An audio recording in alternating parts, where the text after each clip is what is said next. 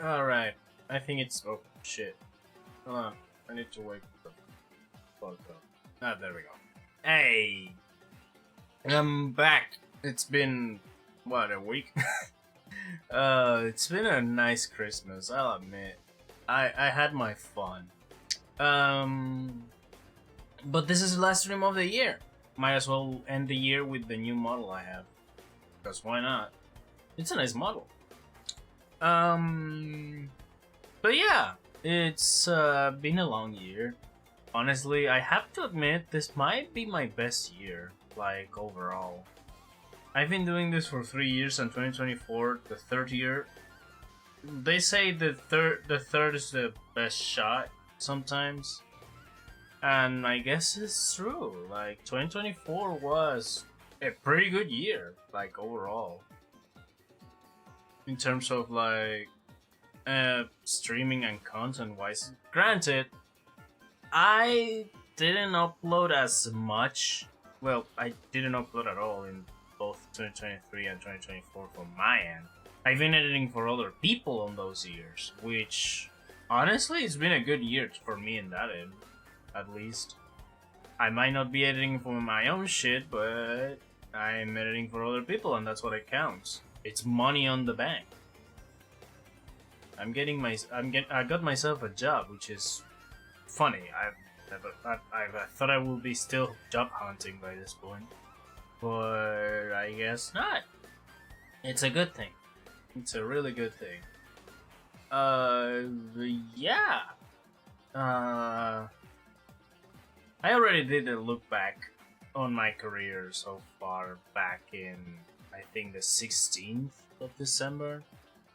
No, it was on the 15th because it landed on a Sunday. The 16th was the actual anniversary of me starting streaming.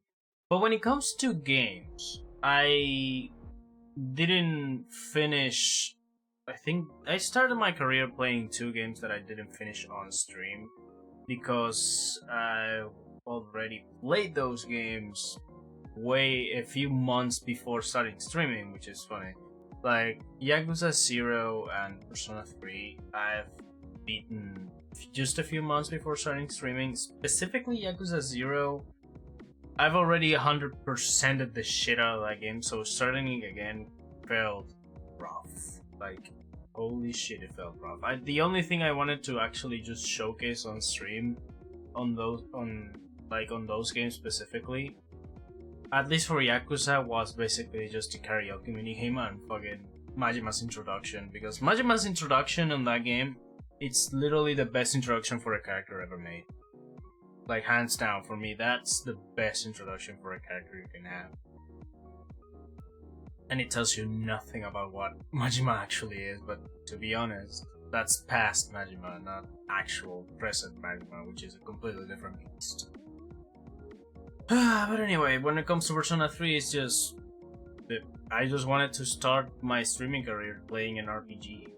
But not even I can be that much of a stickler for an RPG, to be honest. Like, you're talking to someone that once it has a game going, it doesn't stop until it's finished every single weekend. It's like a routine for me when it comes to playing video games and streaming. Streaming is, for all intents and purposes, fancy recording. That's what it is for me most of the time when it comes to playing video games. I try to spice things up with my show, and for a brief period of time that worked. That worked really well if I was having fun. But that ended up getting myself a friends list that ended up going basically nowhere. But regardless, fancy recording. Basically, I have footage of me playing a game and maybe even chatting with someone, which is always nice. And yeah, it's basically game clearing, archiving my own stuff, so I have proof, I have video proof of, hey, I actually beat this game, I actually played this game, I actually 100%ed this game at least once, and I have video proof of it. Who am I giving this video proof to? I don't fucking know. I just have a backup plan. It's just a backup plan. Anyway, specifically this stream, and the stream I did back in the 15, both are basically just a way of me of reflecting on what I did so far. It's mainly just for my ego, you know, just to fit up the little ego I have. If I have an ego, that's the thing. Anyway, let's get down to business. Please don't crash. There we go. Don't forget to follow. Winch not nudge. Okay. Alright, so I have the list right on hand. I have it on a notes. So the first ever game. We're starting from 2022 all the way to 2024, and the amount of games vary because of the conditions I was suffering on the different years. On 2022, I was, I think, on my second to last... No, on my third to last year of college. I was also starting to get used to streaming because it's been... Honestly, I haven't streamed. When it comes to content creation, I was mainly just a video maker more than a streamer. So, streaming wise, I've never get used to it until I think halfway of 2023-ish. It took me a minute to get used to streaming and actually just open up to just talk in front of a camera, you know. It's still, even though I'm hiding behind an avatar, still hard to talk in front of a camera. It's still hard to talk on stream. But now I get used to it. It takes time. It takes time. But it's possible. It took me a year and a half, but it works. That's part of the reason why I also did the show. Just to get used to fucking talking. In a word. I got a lot of positives out of that show now that I think about it. Anyway, games. That's why we're here. And the theme that it's playing on the back is very appropriate because the first one ever was Spyro 3. Let me just... Spyro 3, this one. So, we're going to organize once we have all the games in here, like all put together. So, the first one was Spyro 3. Spyro 3, funny enough, out of the entire PS1 trilogy, was the first one I ever 100%... it was the first one that I actually managed to go beyond the 100% mark. And honestly, out of the whole trilogy, I think it's a tie between Spyro 3 and Spyro 2 as the easiest games to 100% for me. Granted, I beat those games when I was a kid, and I 100%ed those when I was literally entering my 20s, so yeah, when it comes to completing games, these are the easiest. If you're an adult looking to complete 100% a game, yeah, this is the way to go.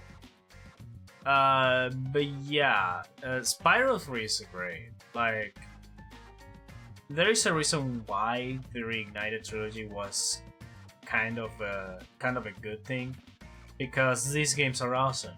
Like, even on the PS1 original versions, these games are awesome. I still need to play the Reignited trilogy, by the way. That's part of the reason why I haven't played any other Spyro games yet, because I want to play the Reignited versions of Spyro 1 and 2. Specifically Spyro 1, because Spyro 1, I tried to play the original version on PS1, but it felt so fucking weird compared to just straight up playing Spyro 2 and 3. Spyro 3 is the most refined version out of all of the three, that's for sure, and it shows. But Spyro 1, bro, holy shit, that feels weird.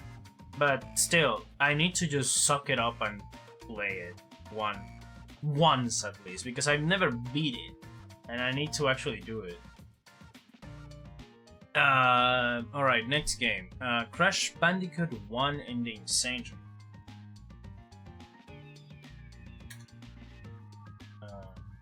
Yep. Let's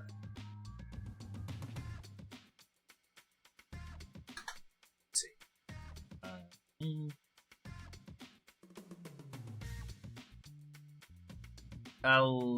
I guess I'll have to use this for representing the games that I've played in the Insane Trilogy. So, Crash Bandicoot 1, 100%. I'll be honest with you, Chief.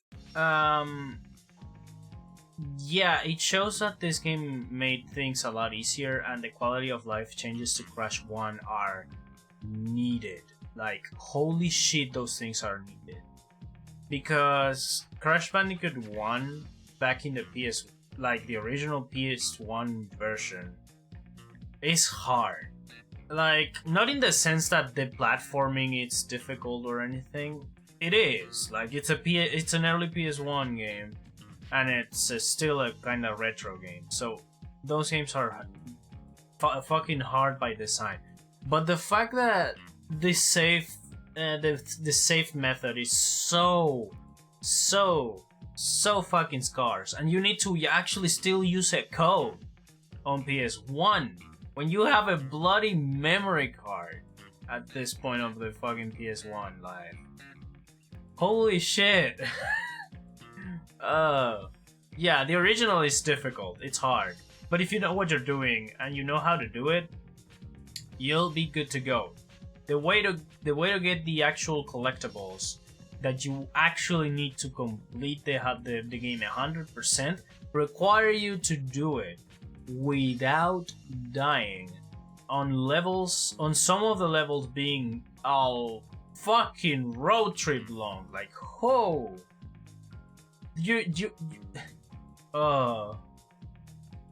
it's you expect me to go through the entirety of Sunset Vista without dying once, and breaking everything in my path, and collecting and doing the bonus rounds. Granted, the bonus rounds, honestly, it's the least of my worries, even though, here's the catcher, if you don't complete the bonus round, you don't get the gem for the level. You get the missing boxes, and you cannot retry it if you fail.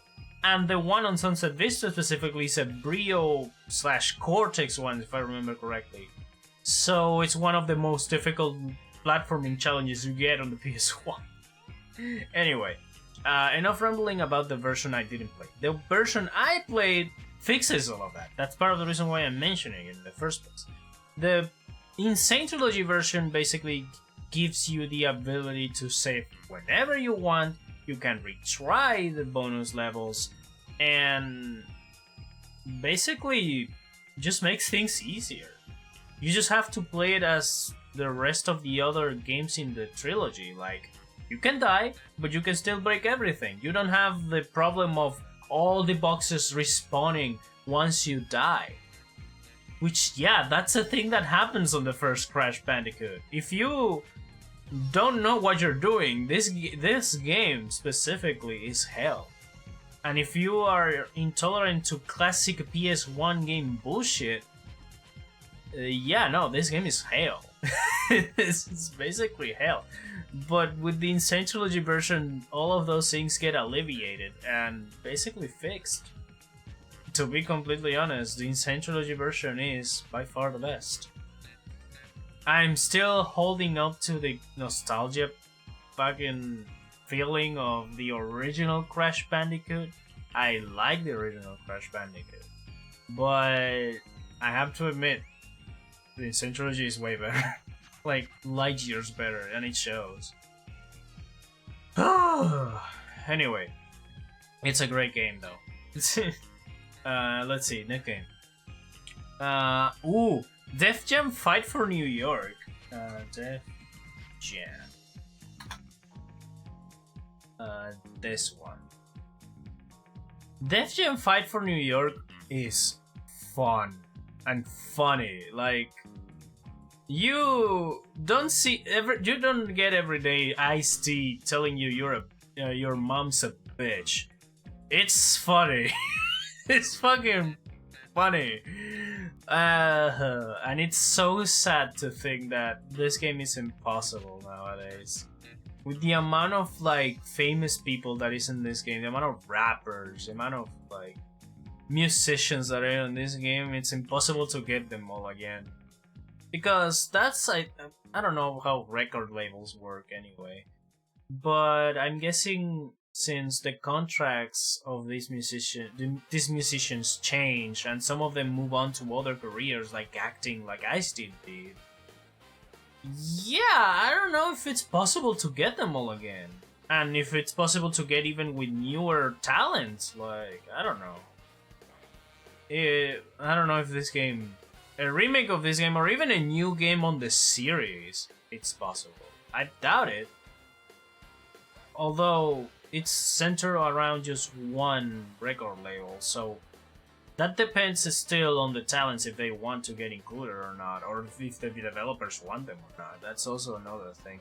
But regardless, about the actual game I played, I had a lot of fun, bro. It's just dumb. It's just dumb fun.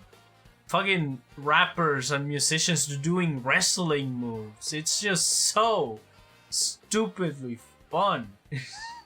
Granted, the game kicked my ass multiple times. The fucking fat guy.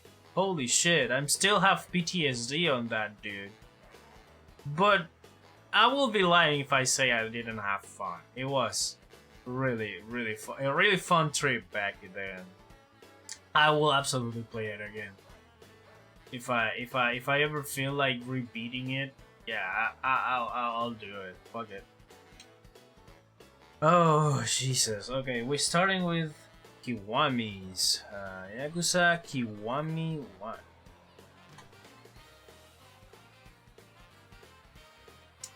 1. When it comes to Yakuza Kiwami, what can I say about just Yakuza 1 in general? But here's the kicker. I cannot talk about Yakuza 1, like the original PS2 release, because I actually played that later on, which is really cool. But focusing on the remake, it's actually, what can I say? It's actually one of my favorites out of the first like 3 games on the series. Like chronologically speaking,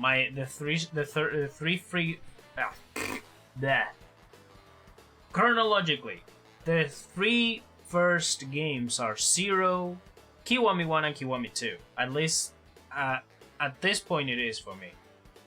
So, Kiwami 1 is a lesser version of Yakuza 0's combat mechanics. I absolutely adore the fact that I can still switch between the 3 styles, Brawler, Beast, and fucking Rusher. I still love that. But it feels way better on Yakuza 0. I don't know why. Combat-wise, that's how I feel.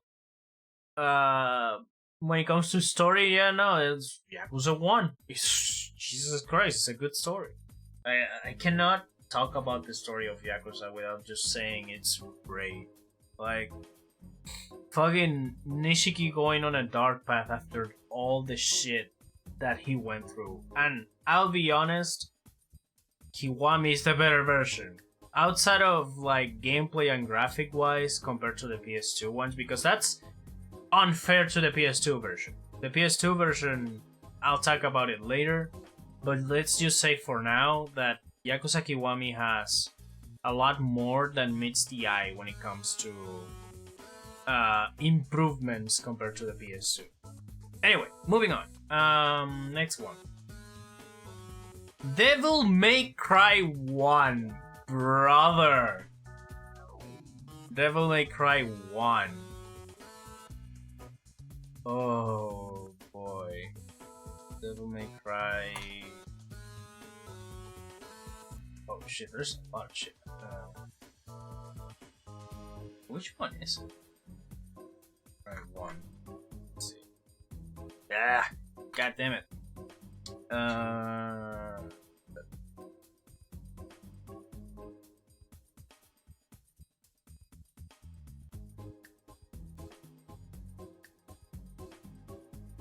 Okay, here it is. Fuck it. It took me a minute. Anyway. DMC1. Oh, man. It will be fair to say that it's one of the worst in the series, but I cannot say that with a straight face. I cannot. I cannot with knowing what's coming later on and knowing what this game started. Because this is the beginning. This is the beginning of it all. It's basically Resident Evil with guns and an actual decent combat. It's that. And a little bit of platforming, which, my god, it's the worst part of the game. Like, I understand the back and forward. It's a it's still like a mix of Resident Evil mixed with Metroid. Like, you need to explore left and right, solving puzzles, collecting weapons, defeating enemies and bosses. Yeah, it's by all intents and purposes 3D Metroidvania. But my god, the platforming, it's so awful. And the bosses, my god, the bosses suck ass. Like, at least most of them. Some of them are cool, like Nello Angelo and the fucking Shadow Wolf. Those are cool. Those are good. Those are good for me. But Nightmare, the Griffin, brother, those are, well, the first fight of the Griffin is actually really cool, and I think the one in the Coliseo one for the Griffin is also really cool. But the fight in the boat, brother, the fight in that boat is awful. I literally gave up so hard that I actually went back, purchased some actual holy water, and used the shit out of that to kill the fucking bird. That's how awful it was. It's so bullshit. Oh, out of all the DMC games that deserve a remake, I think DMC1 is the one that needs it the most. My god. Oh. Okay, so the platforming Nightmare, and I think it's the second or third fight of Griffin, I don't remember. Those are the most awful things this game does. Outside of that, the game is cool. The game is really good. The story is fine. I don't care either way. The fight against Mundus is kind of bullshit, but it's doable. And the fucking line at the end that I still, for the life of me, don't remember. So, it's so weird. Yeah, no, I have more attachment to the fucking grievances than I have to the good parts of the game. So yeah, it's not the worst on the series, that's for sure. It's not the worst. By far, it's not the worst. It's, I think, in the middle. Because we're going to talk about the worst later on. Let's see. Ooh! The next one is actually not a Devil May Cry game, it's Metal Gear. Metal Gear Rising. Search. There we go. It's actually Metal Gear Rising. So, specifically, this is not only just Metal Gear Rising, it's Metal Gear Rising plus the two, the Blade Wolf and the Jetstream Sam DLCs. I have to admit, this game is my favorite. It's one of my favorite games of all time. The reason why I played it because of that. It was my birthday month and I wanted to play something. Wait, did I beat it on August? I actually beat it on August, yeah. I played it because it was my birthday month and I wanted to play one of my favorite games of all time on stream for the first time. And that's why I did it. I still want to actually do another playthrough of this game, going instead of going ham bananas using the combat.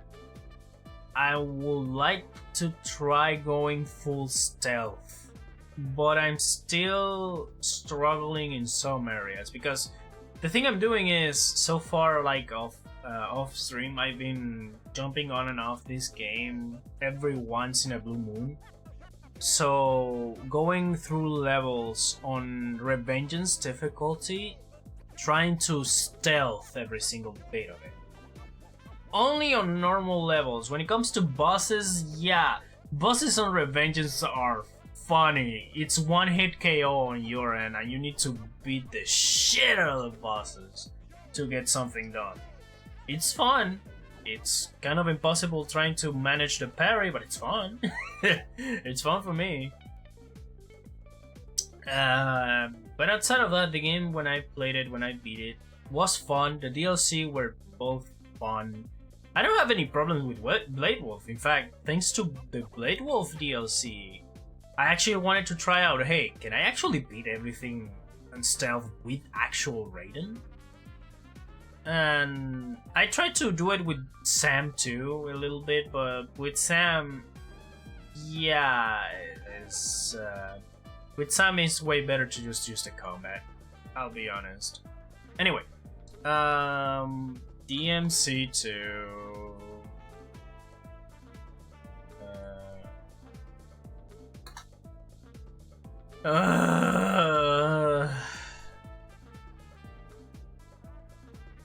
Okay, so what can I say about this game that it hasn't been repeated ad nauseum in the entire internet? This game sucks. This game sucks balls. And I'll go on a limb. I will actually put a gun on the table and say, shoot me if I'm wrong. This game, it's the textbook definition of what a piece of entertainment shouldn't be doing. Shouldn't do. The game is functional, right? The game works. But the game, as a piece of entertainment interactive media, fails at the most crucial point. It actually is boring. Like, brother, this game, it's the definition of boring. This game works, it has nothing wrong with it, the story is just boring, the gameplay is just boring, and the enemies that I actually need to kill, it's boring. The gameplay on which I used to kill these enemies are boring. That's the problem with this game. It's fucking boring. And you telling me that supposedly, right? Let's just say I believe you. If I beat this game twice with the two different characters, which I'll be honest with you, I barely could beat one and you want me to do it again, I get supposedly even more fun gameplay on a game that story and enemy design and environment design and everything else is just boring. Just think little gameplay will fix that? I don't think so, Chief. Like, as much as I would love to actually play as Trish, trust me, I absolutely, I will adore that, but it's not worth it, bro. That's part of the reason why on the fucking list on my Twitch and my About page, you see that I just beat Dante's campaign. That's how much bored I was. I was literally about to pass out of the final boss. Like, if it wasn't for that final boss that actually woke me up a little, and the actual Highway to Hell reference, I will absolutely despise this game. But even that is not saving it. Like, my god. I actually feel really bad for the developers of this game because I shouldn't be talking shit. This game suffered a lot of shit behind the scenes and I feel really bad talking shit about it, but I cannot help it. It's the only thing I can do to this game. This game failed on the main task it's set up to do, and it's entertained me. And I wasn't entertained. I was bored. The exact opposite. So, yeah. That's my thoughts on DMC2. I am not playing this game ever again. DMC3 Special Edition specifically. Devil May Cry 3. The Special Edition, which is the version that is on the HD collection of DMC. DMC3... Honestly... How do I explain this? DMC3, for me, feels like better DMC1 in a few ways, like combat-wise. Combat-wise, this game is so fun. Like, it's a fucking huge improvement over DMC2 and DMC1. There is platforming in this one, but it's, I think, less prominent. And the structure of the actual levels is basically, instead of going back through a giant mansion, you go on from point A to point B throughout a few chapters, and then go back from point B to point A through another set of chapters, and then you combine that on a final boss and bosses along the way. It's actually a structure that works way better for me. If you're going to do the chapter thing, might as well do it on a fucking straight line. That's how it works, at least. And it works way better on DMC3 than it does on DMC1, for example. But if I have to pick what I like the most about this game, it has to be the bosses. Like, the bosses on DMC3 are fun. Especially the fights against Virgil. The fights against Virgil, the Cerberus fight, oh, those fights are really fun. There is one specific fight that I'm not a big fan of, and that's the I think it's the fight against the hearts of the big serpent thing that we get in. It's weird. But outside of that, the game is freaking good. There's a reason why DMC3 is as iconic as it is. This game is so freaking cool, and it owns it. Alright, moving on. The next game is DMC4. Okay. DMC4 Special Edition too. Okay, so... Okay. Remember the structure I told you? Like, you go in for a few chapters to point A to point B, and then just go back on another set of chapters from point B to point A, somewhat in DMC3. That's done here too, but it's way worse. Because at least with DMC2, I can see some of the changes in the environment. You know, like the changes I did to the tower as long as I was going up or going down, or the changes that suffered due to story-related reasons. It's kind of refreshing the paths that I already passed and opening new paths for me to explore. DMC4 does that, but somehow it feels worse. For context, from one set of missions until the midpoint of the game, you play as Nero. Throughout the entirety of that first half, you play as Nero. And then you go back from the point B you finish the fucking half of the game until the fucking beginning of it with Dante.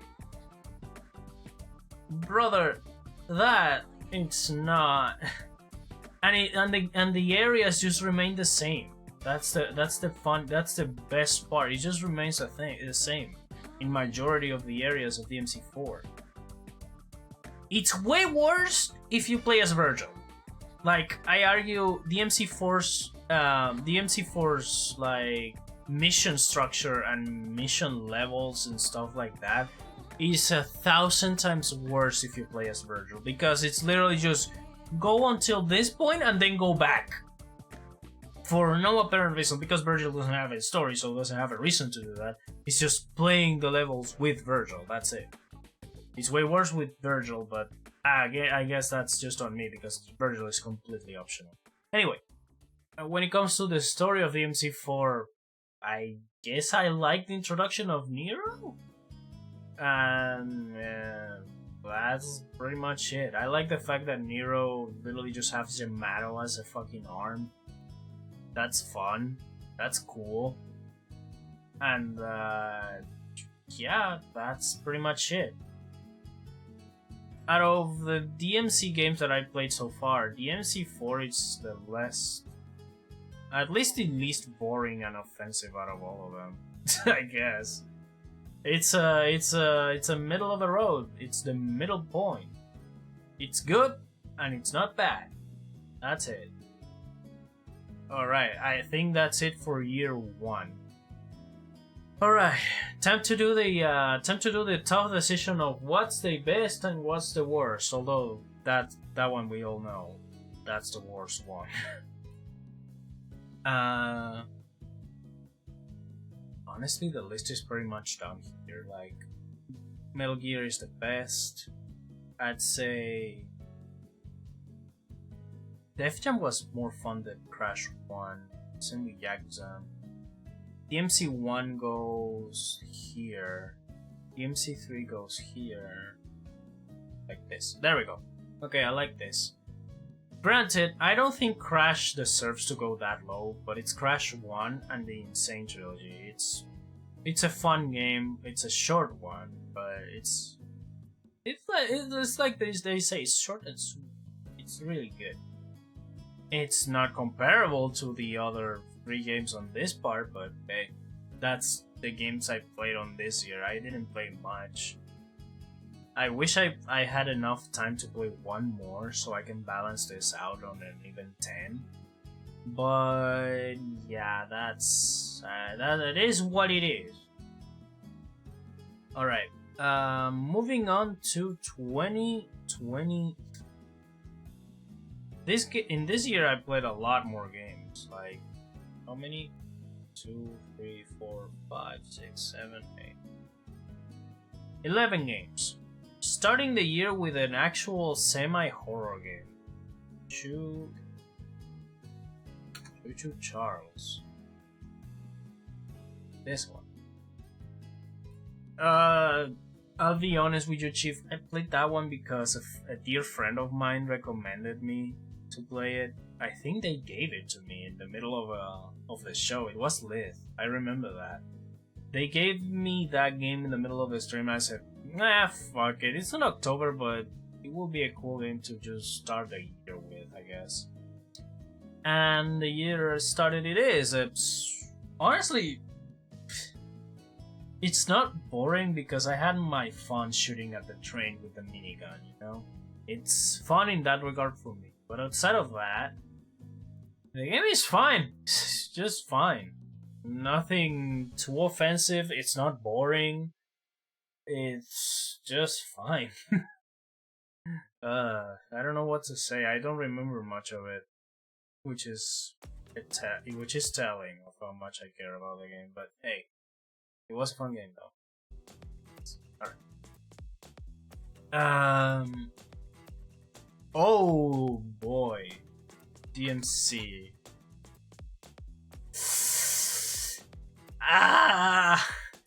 Okay. When it comes to gameplay wise, I don't think I can complain too much because I was playing the original version of this bullshit. The newer version, which is this one, the definitive edition, that one has improved mechanics in some areas, like a lock combat and bullshit like that. But I played the OG.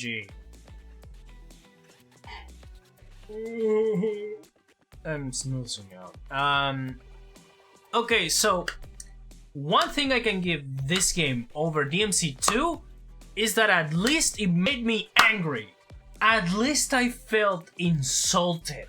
At least it made me feel something, you know? That's the thing I give this game over it. And I still live by the idea that this game will be 1,000 times less offensive for someone that cares about Devil May Cry if the game wasn't named Devil May Cry and the characters were named after DMC DMC characters. God damn it. Honestly, some people told me that the worst part of this game it's Dante himself. But I'll be honest with you, Chief, the worst part of this game is not Dante, it's Virgil. The worst part of this game is Virgil. Virgil is such a bitch. Like, at least with the DMC original Virgil, you get someone that at least can defend itself and it's straightforward when looking for power. This one is just a bitch, backstabbing people for power. And if you don't align with his fucking idea, he's going to backstab the shit out of you. Ugh. They say he gets redeemed on the fucking DLC, and I absolutely want to play that. I absolutely want to know how the fuck do you redeem that. But I guess I'll just have to wait until I fucking get my hands on that DLC. Good lord. It's still better than DMC2 though. It's still way better. Alright. And we reach peak Devil May Cry 5. Which is right here. Why am I typing it? Oh, Jesus. There we go. Okay. Devil May Cry 5. Good lord. Devil May Cry 5 is literally everything that DMC 3 and 4 set up to do, gameplay and structure wise, but 1,000 times better. Like, holy shit! Introducing a new character and new mechanics for combat, like in DMC 4. Having a structure of missions that go around a few set of levels going in and out, like in DMC 3. Structuring it as if everybody's just going from point A to point B, but it's technically a little bit more complicated than that, so it's not as much DMC 3. It's their own thing, which is absolutely awesome. And it works, so I'm not complaining on that. Introducing new characters for mechanics. They introduce, instead of one, they introduce two. Somewhat. Like, they reworked Nero a little bit with the Devilbringer stuff, and they introduced B as a playable character. It's a puppet fighter on the fucking DMC game, and I love it. It's... My hand still hurts for how much I had to button mash the shit out of his fucking stuff. It's... It's so frustrating, it hurts, but it's fun. Holy shit. And let's not even speak about Dante. Dante, funny enough, it's not the star of the show anymore, and it feels like it. It just feels like a fucking secondary character that it's tagging along and it's fighting alongside you, and you can actually play as him in the middle of the game. Which is great! So good! Granted, both Dante and V have their development throughout the game, and at the end it turns out, yeah, he is technically the main star of it, but that also doesn't diminish the importance of Nero in the story, which is great too. He's part of the family. It's such a good game. It's such a good game. Holy shit. Music, gameplay, graphics, fucking design of the levels and enemies. So good. So good. Like I said, it's peak Devil May Cry. It just is. It's the latest game on the series too, so here's hoping we can get a new one or a remake of one of the old ones. That will be nice.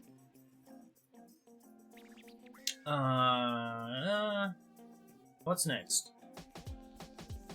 Panzer Paladin. Okay. Panzer Paladin. So Panzer Paladin is interesting because it's sort of a Mega Man clone with swords. The swords do different things and work as different weapons. But you lose the swords if you use a special ability or if you use the sword as it is, like as an actual weapon. I appreciate the concept, like you are piloting a giant mech and going around killing stuff with a sword for the mech. It's interesting, and you can get community created swords that aren't just dicks. That I appreciate that. But outside of that, Chief, I don't know what to tell you. Like, the game is fine. I don't remember much of it. I wasn't bored. But it's hard for me to remember something about it. Granted, I played this game literally right after playing DMC5, and DMC5 was so good I cannot get it out of my head. So, I'm really sorry for playing Panzer Paladin right after that, because that game gets forgettable after playing DMC5. At least that's my experience. Moving on. Crash Bandicoot 2. Again with the Crash Insane trilogy stuff. Again using the Insane trilogy for this one, because it was the Insane trilogy version. Crash Bandicoot 100%. So when it comes to Crash 2, right? I think I've missed a lot of stuff, so I can go beyond the 100% mark on Crash 2. But I did all the basic stuff that I needed for the 100%, collecting all the gems and all the crystals, and getting the final ending after defeating Cortex. So, I'll be honest, Chief, it was the actual first time I was beating Crash 2 for 100%. I always beat the game, but never go for 100%. I always get halfway through, because some of the hidden gems and the hidden levels are hard to find. At least for me. That's just me, though. But it was a fun experience to actually do it for once. It took me longer than I expected it to be, but it was fun. Like, it just like beating up Crash Bandicoot 1 100%, but a lot of other stuff that I need to collect and a little bit more fair. Granted, when it comes to comparing to the original game, Crash Bandicoot 2 Insane, it's not much different. Outside of like adding time trials to all the games and letting you play as Coco, Crash Bandicoot 2 Insane Trilogy is very much the same. It's a fun game all in all, and yeah, it's just fun. It's really great. The most improvements the Insane Trilogy does, outside of like changing the adapting the game to modern graphics and fixing some stuff on Crash 1. When it comes to the other two games, they still pretty much the same. They added time trials to Crash 1 and Crash 2. They added an extra level to Crash 1 and 3, which is awesome. But yeah. Alright. Moving on.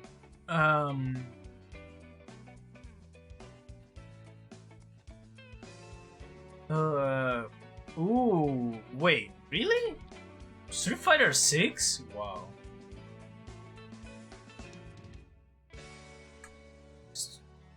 Not Street Fighter 5. Street Fighter 6. Okay. Street Fighter 6, specifically World Tour.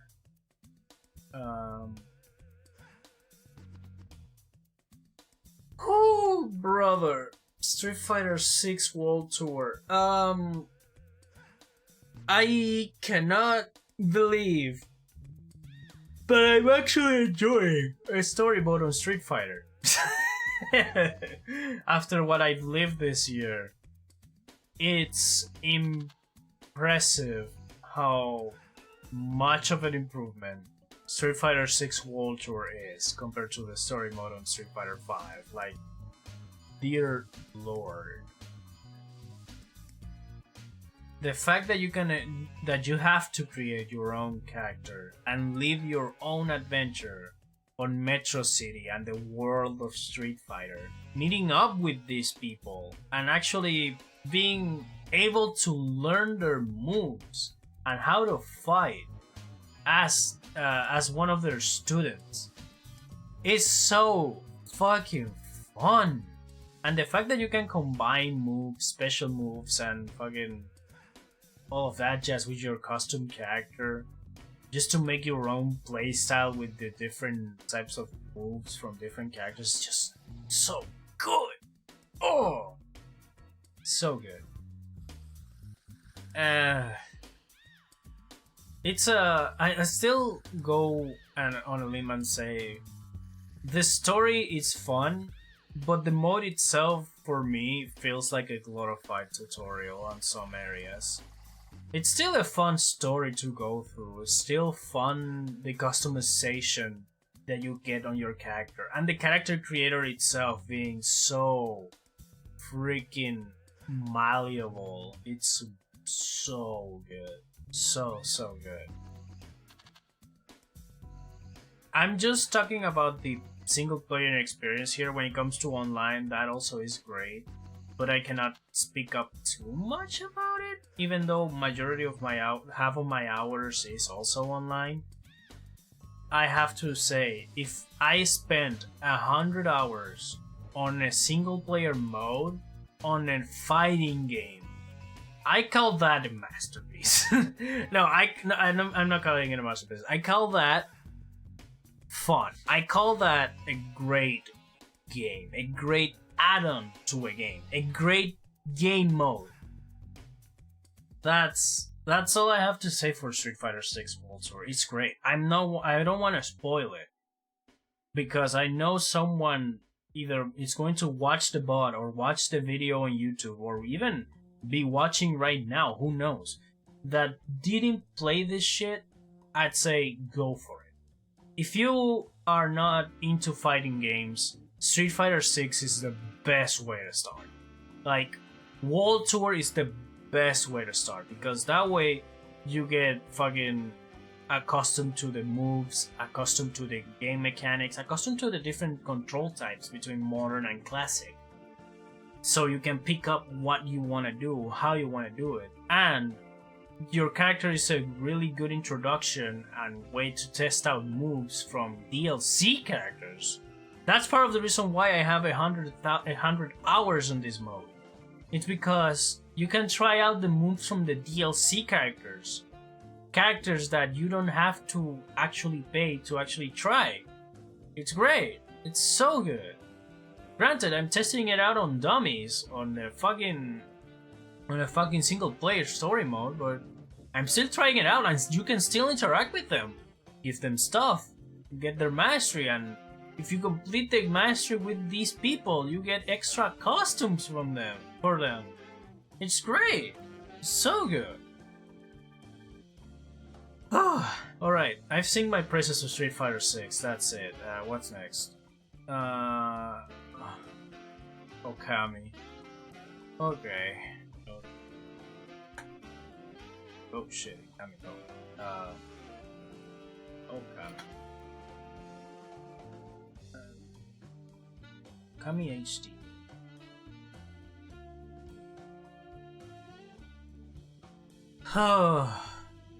Okay, so what can I say about Okami? I have to say I'm sorry. I'm sorry I played you literally right after playing Street Fighter 6. Like, I shouldn't have started Okami right after finishing Street Fighter 6 because that ruined the experience for me in a way. Like, I've been playing a story mode full of awesome cutscenes that went to point A to point B relatively slowly, but it went there.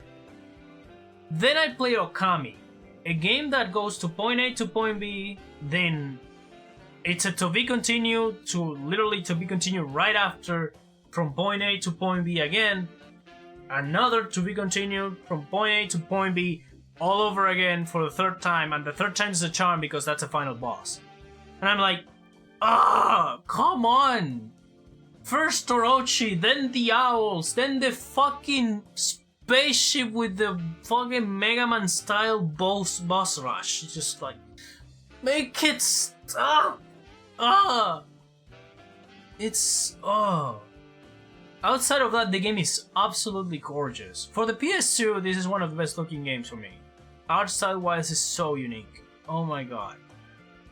But the fact that the exploration just killed me, bro. It just killed me. It killed the enjoyment I had to the game. I like the power-ups. I like the fact that we get different help from different kinds of, like, I don't know what they are, different Sons of Amaterasu, I guess. We get different help from the different gods, and they just lend us power. Just lend us the power to do different stuff, climbing walls, web swinging with the paint mechanic. That was also another cool thing about the game. But I'll be real with you, Chief.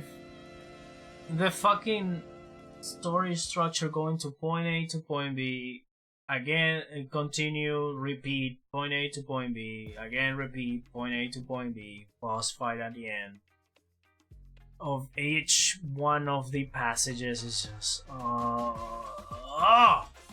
just tires me, bro. It just literally tired the shit out of me.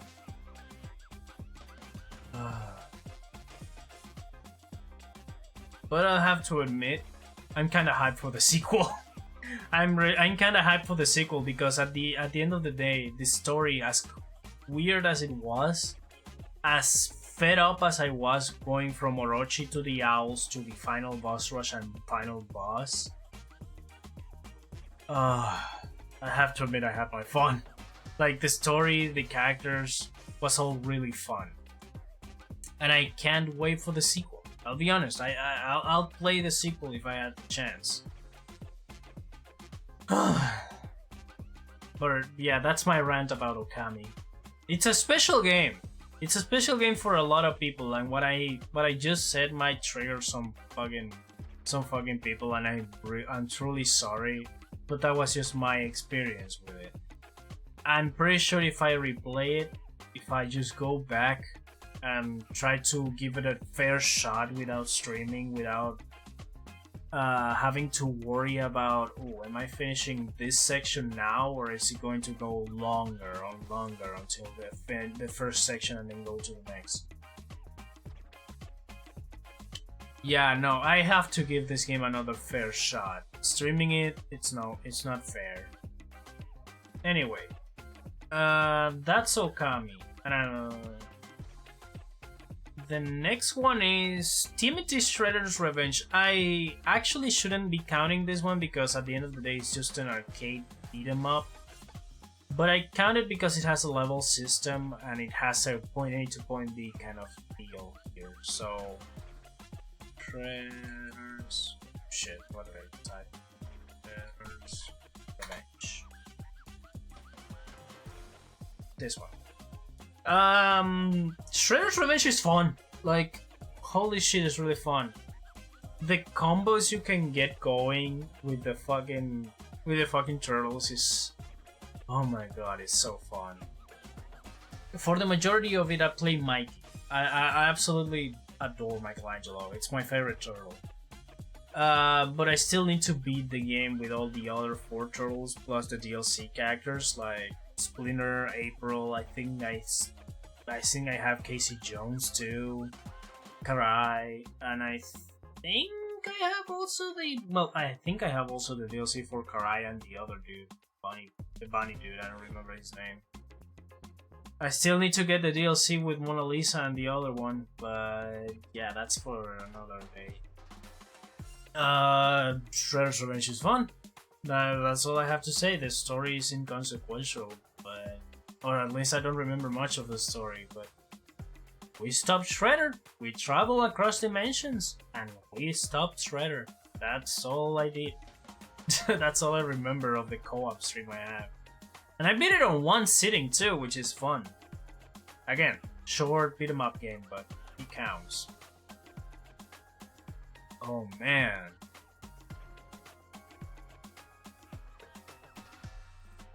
We get Pizza Tower. Alright, Pizza Tower. Pizza Tower is fun. Like, Pizza Tower was an experience. Like, I've never played a Wario game. I'll admit, when it comes to Nintendo games, that's unknown territory for the majority of my fucking video game experience. And Wario Land games are games that I actually wanted to try out, but never got around to it. Pizza Tower, people say it's similar to classic Wario Land games, and I'll be honest with you, Pizza Tower is so fun. I had a lot of fun. It's been a minute since I had this much fun on a platformer. It's been a minute. And it's so refreshing too, because it was a completely new experience for me, and I was so fun. Even after finishing it back in 2023, back at the tail end of the year, which was on the 9th, on October. Oh wait, no, it was September, never mind. Back in September. Even after that, I played the quote-unquote DLs, the update with the noise. The noise changes a lot of stuff, even though he plays very similar to Pepino. It's so fun. Trying to go for S ranks is also a really fun challenge. Holy shit, you need to go and memorize these levels inside and out. Get everything. Do everything. In and out. Maybe even do a lap 2 on pizza time. And once you get the whole of it, even on the first ever level, Gutter Joe, I don't know how, I don't remember the name. It's Goddard something. Thing is, even on the first level, doing that is so fun. Pizza Tower is great. Pizza Tower is arguably one of the... No, not arguably. For me, it's the best game of 2023. It was the best game of 2023, right alongside Street Fighter 6. That's at least for me. And now, one game that surprisingly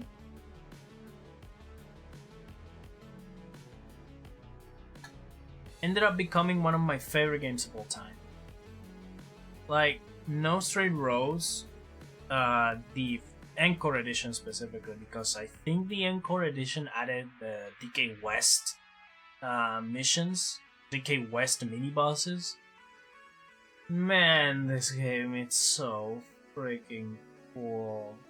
Like, the spirit of music embodied in different persons, like Electronic being a DJ with a fucking black hole for a face.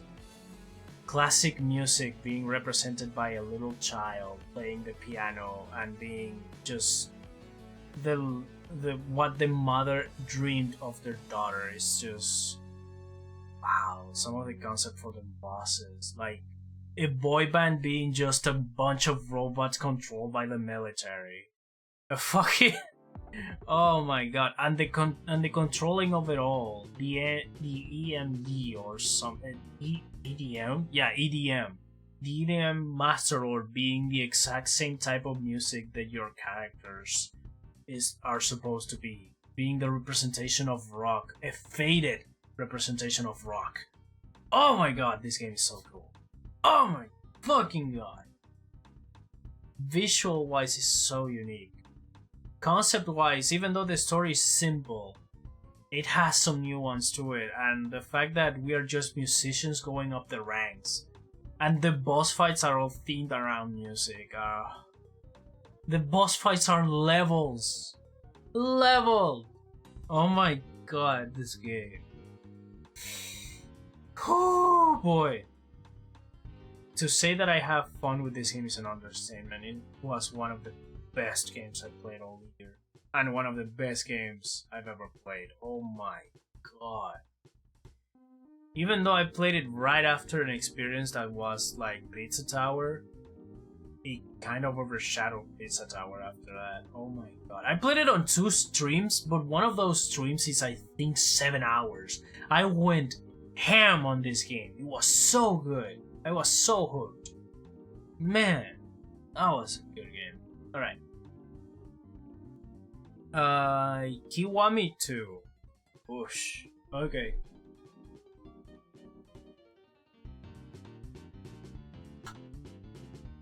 Okay, Kiwami 2. I still need to play the original Yakuza 2, but when it comes to Kiwami, being on the same engine as Yakuza 6, which is one of the other games that I have on the docket to play on stream, Yakuza Kiwami 2, it's fun. Like, it's fun, and between you and me, it's better than Yakuza 6 in combat-wise. Because you can tell Yakuza 6 was the first game on that engine, on that combat engine, compared to this one. This one is a little bit more refined. I like the ragdoll physics, the fact that I can just jeet people up and they are just ragdolls flowing around this fucking stage, fucking street. Oh my god. Story-wise, I like the first love story of Kiryu. Like Kiryu actually finding love and not being for him. It's a little bit disappointing, but hey. At least man has a happy life. That's what I like to see. And yeah, what's next? I don't have much to say about Yakuza 2. It's a great game. It's just it gets overshadowed by the by No Straight Roads, at least for me. Anyway, I also already played it for a bit. I think it was a year before I started playing again, so it had been a year or so after the first playthrough of Yakuza 2. So it's been a minute. But yeah. Oh, also the bullshit part about the about this game, it's that I couldn't finish it completely because the thing I wanted to do was play the DLC. Play the Majima episodes DLC, and I couldn't because the game somehow decided to break. Like I wanted to play the Majima chapters, but I couldn't. The Majima chapters anyway would hit way more if you played Yakuza 0 because it's such a lovely story. Anyway, Majima Constructions is introduced. I think it's in... When was it? Yakuza Kiwami 1 or 2? I don't know. The thing is, the introduction of Majima Constructions was the best thing of the game. The Majima Everywhere mechanic on Yakuza 1 was fun, but I think I have to give flowers to Majima Constructions. That was really fun. Alright, that's it for 2023? Yeah, that's it. Wow. Hold on, let me actually adjust this.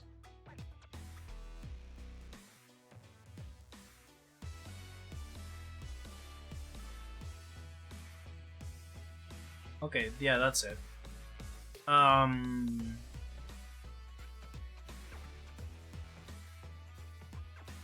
Oh boy. I'll be honest with you, Chief. Hold on. You last. You.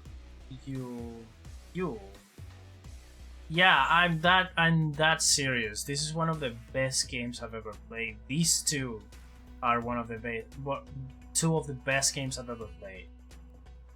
Holy shit.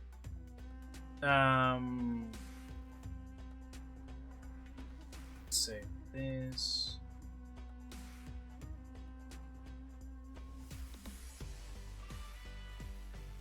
I still say Okami was way better than DMC Devil May Cry, but I'd say they are a tie. Just because DMC Devil May Cry made me so face-meltingly angry at some stuff that at least I can give it props to that. It made me angry and it made me laugh because of it. And Okami is just straight up a great game, so I cannot say too much shit about it. And I think this is the order. Yeah, this is the order of from best to worst, from top to bottom. Alright, moving on to the last year. To this year's games. And I have a lot to go through. My god, I have a lot to go through! Ah! Okay.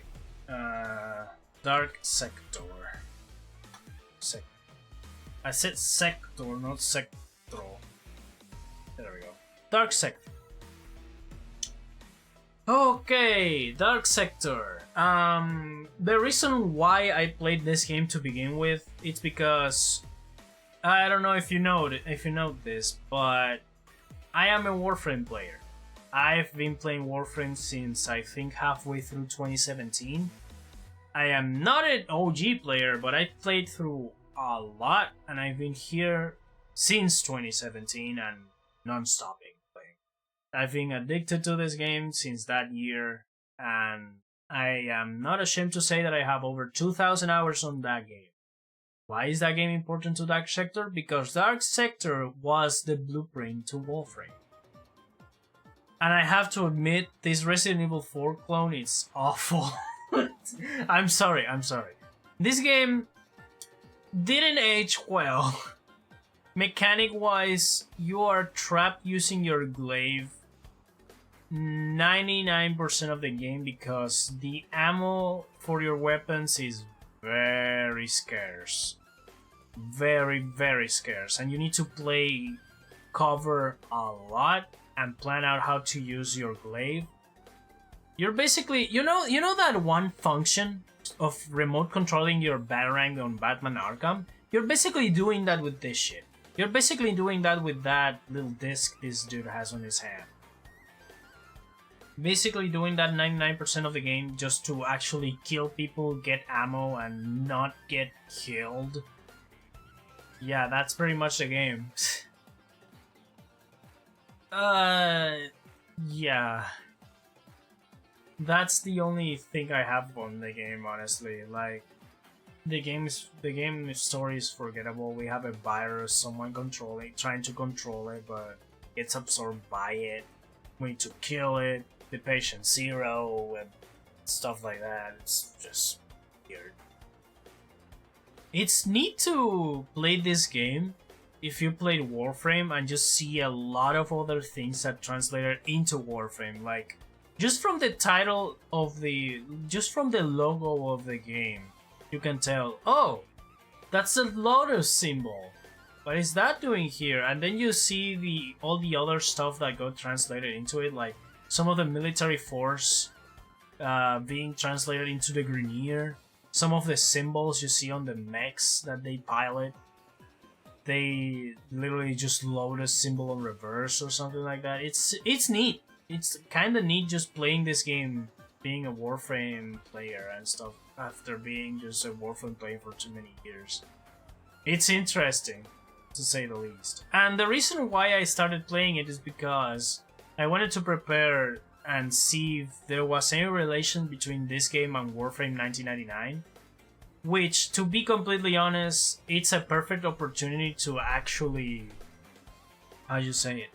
To actually introduce the world of Dark Sector into Warframe, because there is similarities between Dark Sector and Warframe, with the Infested, the military faction of Russia being close to the Grineer, and stuff like that. And Warframe 1999 looked like it was kind of like that, but it ended up being a completely different thing, and I'm kind of glad it was.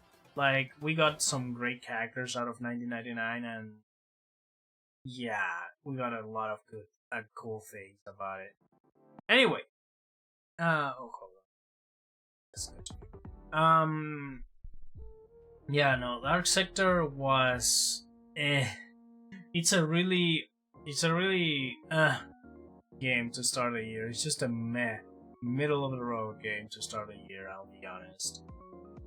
Scott Pilgrim! Holy shit, okay. Scott Pilgrim. Scott Pilgrim versus the world. Oh man! I'll be honest with you, Chief. Beating this game legit without using the infinite money glitch this game has, it's impossible. It's brutally impossible. You're going to be retrying levels multiple times so you can get it. So I'd say if you play this game, play with the glitch. Level the shit out of the characters as much as you possibly can. Max them out and just go ham on the game. It's way more enjoyable like that. The reason I played this game to begin with was because Scully Sinful, if you don't know him, I edit for him. And one time he said, hey, I'll give you $25 or $20 extra on the payment of a video that I'm working on if you read the Scott Pilgrim novels. I said, fucking bet, why not? I ended up reading and falling in love with the fucking thing. To a point that I actually ended up watching Scott Pilgrim Takes Off and then playing this game. Yeah, nah, this game is awesome. If you read the novels, this game is fucking awesome. If you just read the novels or just watch Takeoff, to be honest, this game is so cool. Like, this game is really good. Really fucking good. The only downside I see of the game outside of, well, the glitch kind of being needed, or the game being brutal to you if you don't use it. The 2 DLC characters are not done. Like, I beat the game with everybody, including the DLC characters and the secret character on Nega Scott. But yeah, the ending for both of them, it's kinda not finished. At least with Knives, you get a unique artwork, question mark. But with Wallace, yeah, it's just a PNG on the ending for fucking Stilts. It's just that. Steven Stilts ending, but with Wallace on his throne instead of the band. Anyway, the game is fun. If you want to try it out, just do it. The only sad thing is a Ubisoft game. That's the only bad part about it. But yeah. Crash 3 Warp. This was the original. Crash Bandicoot.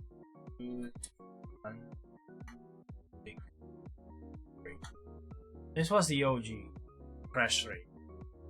I have a soft spot for Crash 3 because back when I got my PS1 from my dad, one of the few games, I think he gave me 5 games. Crash Bandicoot 3, Crash Team Racing, Marvel Super Heroes vs. Street Fighter, Resident Evil 3, and Tomb Raider 1. So he gave me those games. The ones that I never ever played were Tomb Raider and Resident Evil 3. I stuck around Crash 3, Crash Team Racing, and fucking Marvel Super Heroes vs. Street Fighter. So 100% completing Crash 3 wasn't a big deal for me. The only problem I had was getting all the relics. So I ended up just going the normal 100% route, not going in 111 or 110%. Because getting all the gold relics is just painful, bro. And I'm not in the mood to do that on stream, so yeah, that's pretty much it.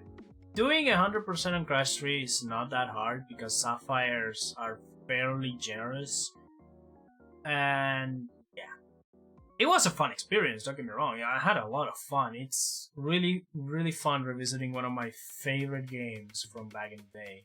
And it still is. Crash 3 is awesome. It's great. It's a great improvement over Crash 2. Ah, yeah, that's it. Alright. Next. Halo freaking Reach. Whew, boy, Halo Reach. Okay, so I'll have to admit, I was literally holding at gunpoint to play this on co-op. I have two friends that are really huge Halo fans, and they wouldn't let me play it alone. So we played Halo Reach with the boys. And to be honest, it was just meh. I couldn't pay attention to the story because we were playing all together, and I honestly don't get half of it. We are a team on the planet Reach, I guess. We all died trying to stop an invasion, and that's what sets up the prequel to Halo Combat Evolved. That's part of the reason why I'm just going to ask if I can play just this alone so I can get a grasp on the story, which is one of the parts that most people defend these games about, or these games the people like these games about. I don't know. I actually want to try it out alone, but yeah, I don't know. I can't talk about much Halo Reach because the experience I have is a little bit clouded with the fact that I was playing with friends, so yeah. ENVtuber.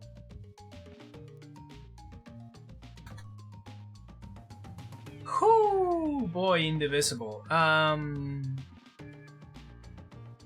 Honestly, for an RPG fighting game, this was fun. This was hella fun. it's literally what I said it is. It's an RPG fighting game. It was one of the most unique experiences I had in a fighting game, if I can call it a fighting game. And the story is fun too. Like, yeah, it's simple. You go from point A to point B trying to find out what the hell Ajna is. And yeah, no, it's a fun story. You get a lot of party members. The different party members play different from one another, have different effects, do different things. It's so unique. It's so interesting. It's what else can I say? It's really good. It's just good. It's a great game. I had a lot of fun. And the fact that I can now say I know a British Iron Mouse, it's a thing that I'm keeping to myself. Play the game if you want to know that. Oh man, a British Iron Mouse. That just sounds awful. Ooh, okay. Sonic Unleashed. Sonic Unleashed for the PS2 specifically. The PS2 version of this game, it's a downgrade compared to the PS3 version, yes. But I honestly say it's slightly better. Yeah, I get a way less daytime stages and a metric buttload more of nighttime stages. But I honestly don't find that bad, because the combat on these, it's basically just straightforward when it comes to leveling the character and going from point A to point B. You got a lot of combat, yes, but you still have the great music on the nighttime stages. You have platforming to actually do, and being so straightforward for the Werehog, you just need to beat the shit out of people, and at the end of the stage they count out the points to level you up. Once you reach the level cap, that's it. No more things to do with the Werehog, or level stuff at least. But you still need to use it to make it fucking beat everything. And if you're worried, yeah, no, Eggman Land still a bitch to beat, and both night and daytime in this version too. So that's that. The only thing, you get one less country to visit, which you don't visit the stand-in for North America. You don't visit that, which is weird. But yeah, that's Sonic Unleashed. I enjoyed the PS2 version. What of it? Rayman 2 Revolution.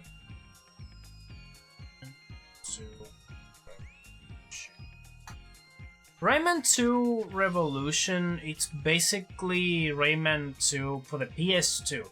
So, when it comes to Rayman 2, I am way more familiar with the PS1 version than the PS2 version. Because I played that version instead of the PS2 version, that's it. That's pretty much why. Hold on. My camera is being really funky today. I don't know why. Anyway. Rayman 2 Revolution is weird. Like, I'm way too used to the story structure of Rayman 2 The Great Escape on PS1 that I'm used to the structure on the PS2 version. It's weird, but I'll have to admit I have my fun with it. Like, it's a unique experience of Rayman 2 if you play the PS1 game. And I'm guessing that's the case for some of the re-releases.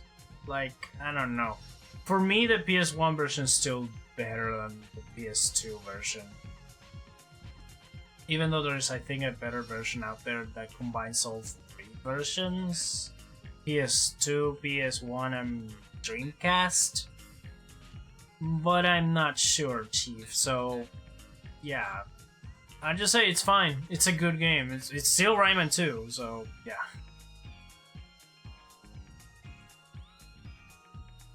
Oh shit, Yakuza 3.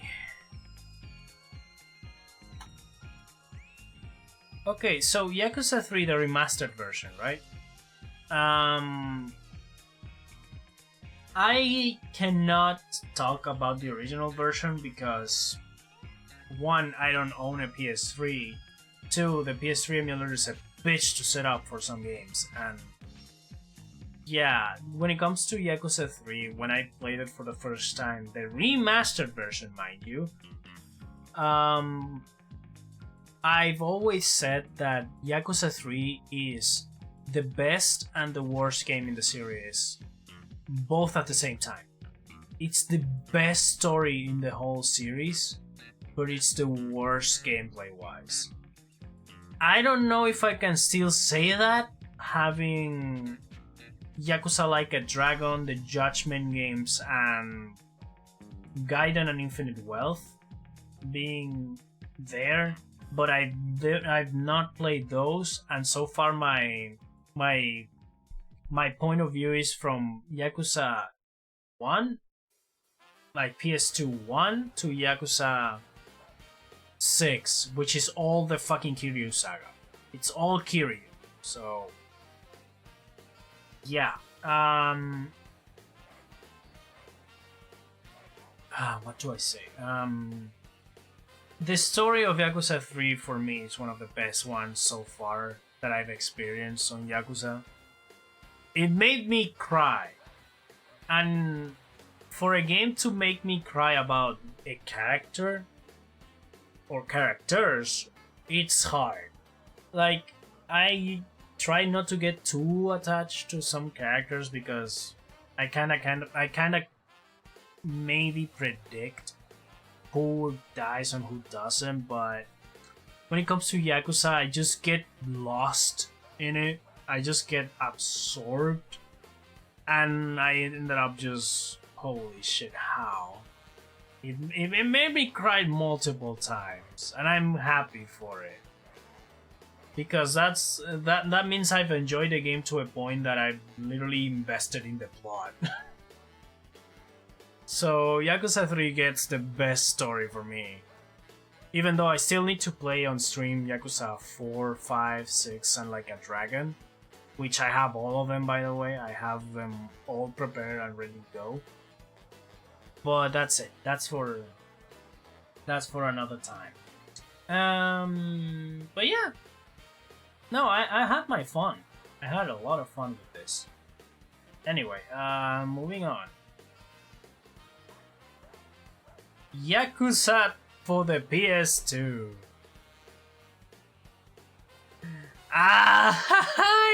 Okay. Now I can talk about the improvements that Kiwami does to Yakuza 1. But first, Yakuza 1 is experience, brother. It's just funny. Like, it's so fucking funny.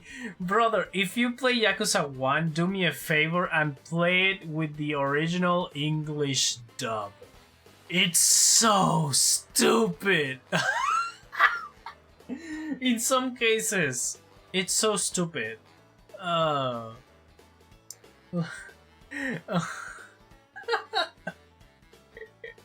That made the experience 10 times better.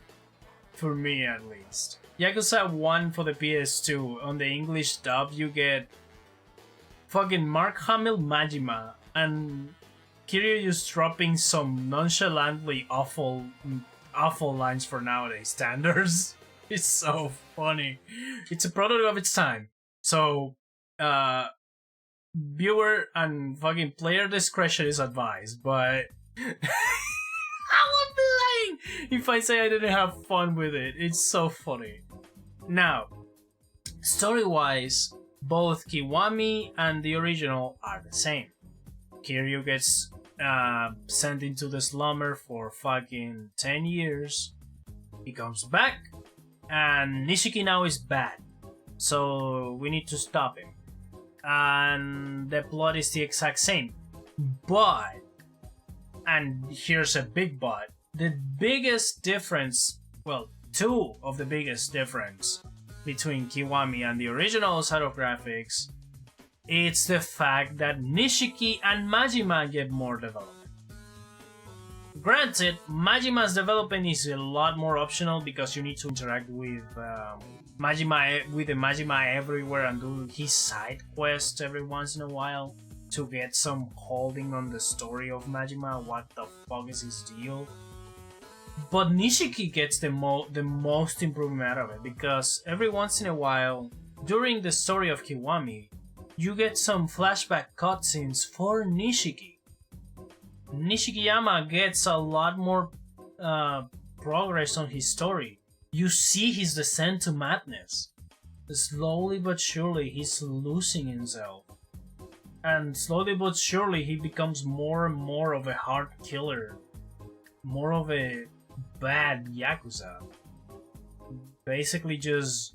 you understand why this bitch is what it is. Oh my god. But yeah, playing the original outside of just being straight up funnier, it actually teaches you why things are what they are. It's just that's the development of Nishiki. It's just how everything happened.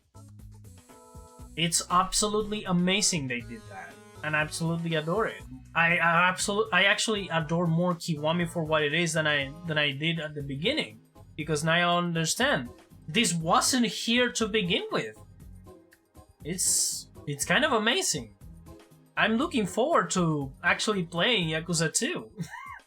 I actually want to know how much did they actually give Yakuza Kiwami 2? How much did they add it to the game? But that will be a story for next year. 2025 is still around the corner. We're still in 2024 by the time of streaming and uploading this video. Or stream or VOD or whatever. Oh my god. Ah!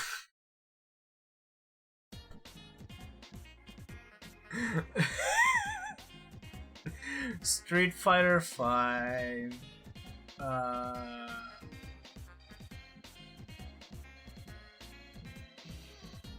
Hold on. Shadow Falls.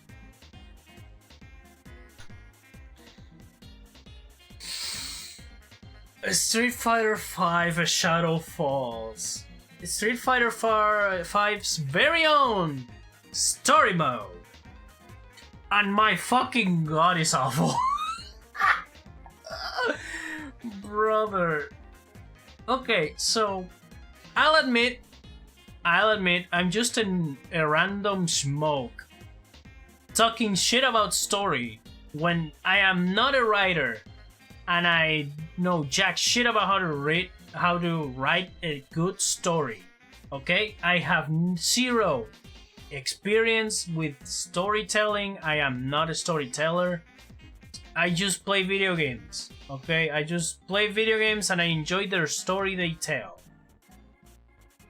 When it comes to enjoying Street Fighter V: A Shadow Falls, I recommend you treat it as it's a really, really bad movie.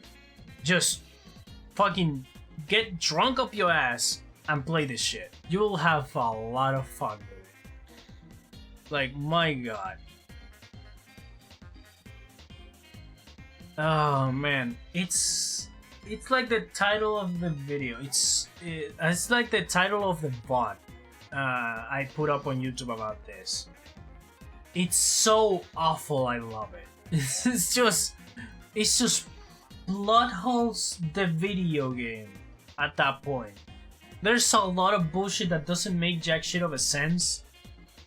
And the only good credit I can give it is that Rashid, the main lead for Street Fighter V, gets actual development here.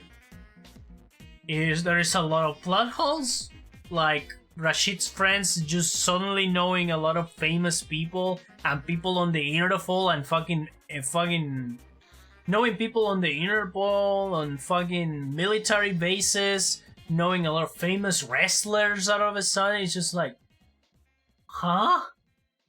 Okay, but sure, whatever. At least Rashid gets some development out of her. But holy shit. Ugh. My head is spinning of just thinking about the amount of plot holes this game has. Moving on. Ah, yes, one of my favorite games. Spider-Man. Yes. I got damn it. Spider-Man. Shit.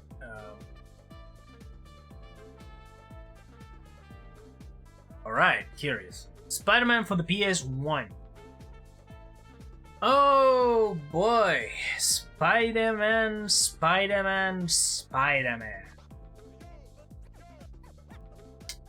I'll have to admit, Spider-Man for the PS1 is one of my favorite games.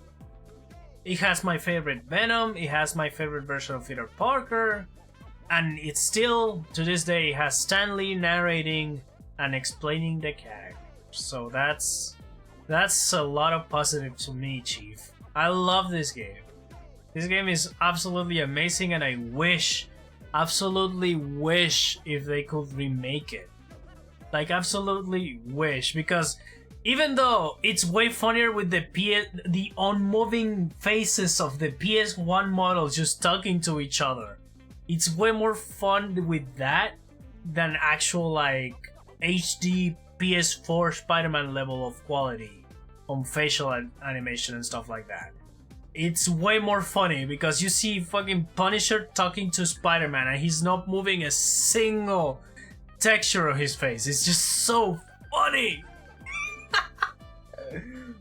But yeah, no, if they remake this game, I wish they keep the personalities up. Like, Venom steals the show for me in this game. It's just so funny. Oh jeez, one little mistake. We said we're sorry. Fucking serve the web.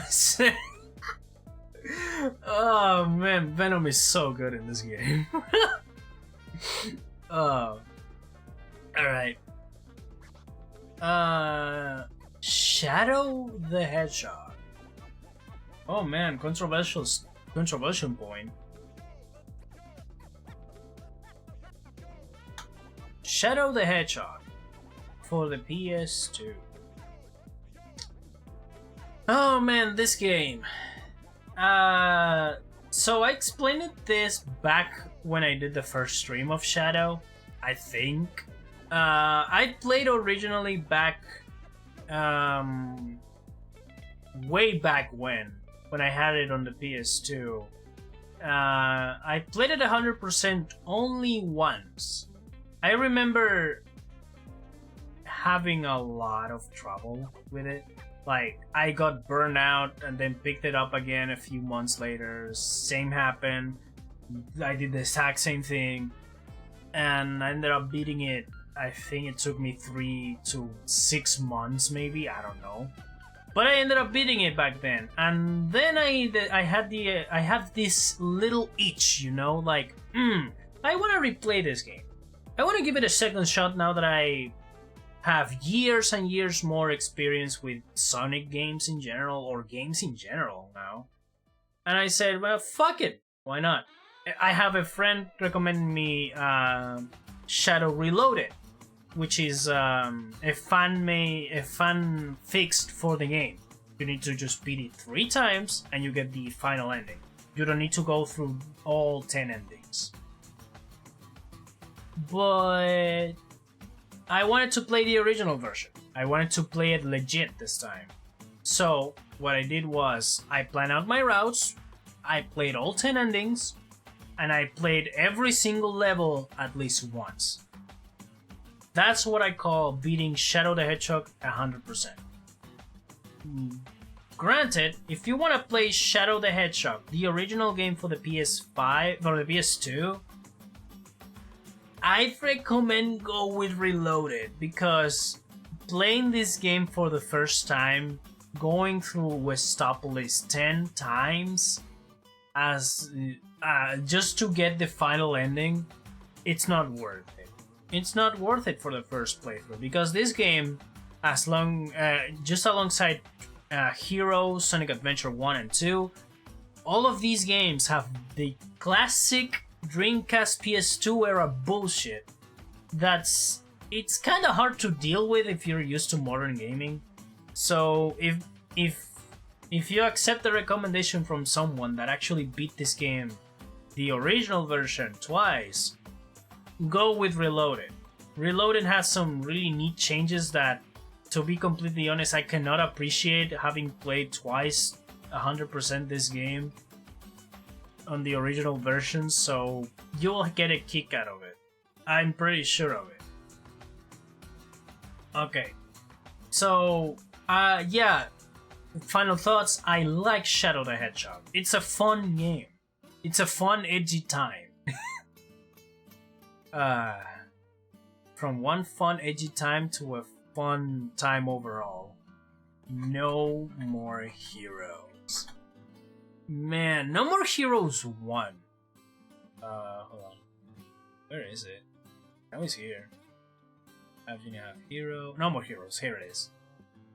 No More Heroes. I'm playing the PC port for this. And I'll have to admit, it's so nonsensical. Story-wise, it's just nonsense. Trope after trope after trope. But the combat is so addicting, it's so good. Like, it has a mix of a stupid story that keeps you engaged because it's so stupid, and a combat that is stupid fun. It's so fucking good. My god, I actually want to play the rest of the series because of it. The first game, it's absolutely great. Granted, the moving around with the bike is a little bit clunky, but I get used to it. It's fun, and the music, it's kind of catching. It's like elevator music. it's kind of catchy. But yeah, no More Heroes is great. I absolutely recommend it. It's so good. Okay. Budokai Tenkaichi 1.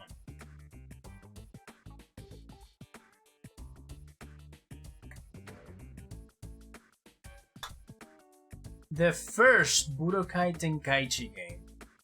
Brother, the amount of cheese I had to use to actually finish this game. I actually had to finish the fucking story mode of this game. It's insane. Like, I still have nightmares of that fight against Kid Buu. It's not even funny. But that doesn't erase the fact that this is the first game of the series. It's still clunky in a lot of areas. I'm still surprised that this game has a pseudo auto lock-on and they removed that on Tenkaichi 2. But we'll get to it when we get to Tenkaichi 2, don't worry. We're still playing through it. And I'm slowly going my way through the Budokai Tenkaichi games so I can get to Sparking Zero. Because I have a fear that they're going to delist or fucking erase the servers for Sparking Zero anytime soon. I have that fear, but you know what? If they allow me to enjoy the single player content story mode they added to Sparking Zero as it is without online, I'll be 100% down to it. But anyway, Tenkaichi 1. It has a lot more what if scenarios that I was expecting it to have. Like, my god, there's a lot of them. Like, what if all the Saiyans actually team up to fight Frieza? What if Vegeta, Raditz, Nappa were all in with Bardock to fucking defend Planet Vegeta? Basically, just what if the fucking Vegeta, Nappa, and Raditz were adults already, and Frieza just delayed the plan. Anyway, when it comes to Budokai Tenkaichi 1, it's clunky, it feels like the first game of the series, but it's still fun. Overall fun. Not big complaints on me there. Sonic X Shadow Generations. Okay.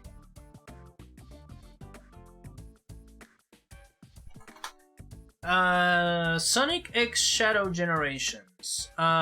This game was fun to revisit. Honestly, I'll be real with you, Chief. I tried going through the original, and I still want to do that. I still have the original Sonic Generations on my Steam library, so I can still go back to OG Sonic Generations. The problem with original Sonic Generations is that, for some unfathomable reason, it disconnects my controller. I have to go onto external methods to keep my game from disconnecting my fucking controller. But I also want to see what's the difference between original Sonic Generations and Sonic X Shadow Generations. Outside of the Chow. I saw the Chow in the beginning cutscene. I actually want to see myself the changes. Outside of just, looking up on a video. But yeah.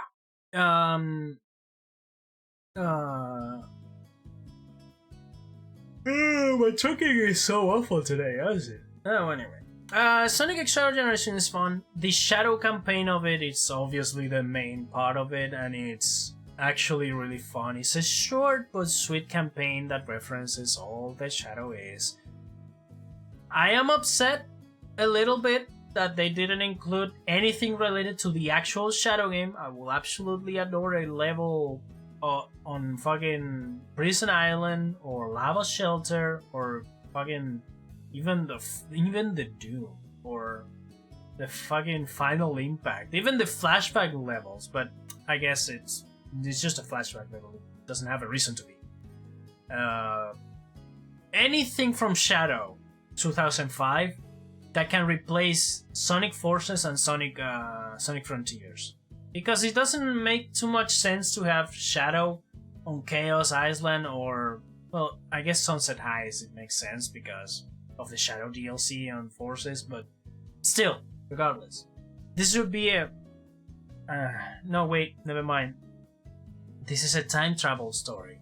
So we get glimpses of the past and the future, even though Sonic Generations focus mostly on the past. Except maybe for Sonic 06 levels, like the Sonic 06 levels are technically still future, at least for when it comes to Silver and stuff, but anyway.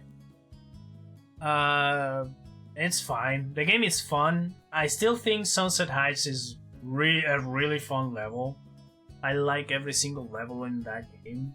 I had my fun 100% completing the game. I'm still finding all the treasure chests on Shadow Generations, but I have everything. I have every single coin, every single challenge has been completed with all 3 collectibles in them. Yeah, no, Shadow is 100% done for me. And I had a lot of fun doing it, even more after having played through the original Shadow the Hedgehog.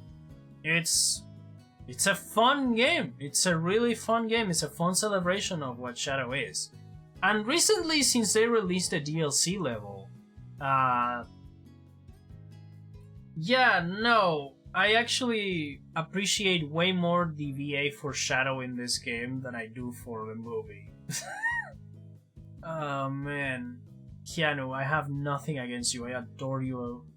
You're a magnificent man, but man, your voice acting for Shadow on that DLC was awful. I'm sorry. I shouldn't be talking about voice acting. I'm not even a voice actor myself, so I don't know shit.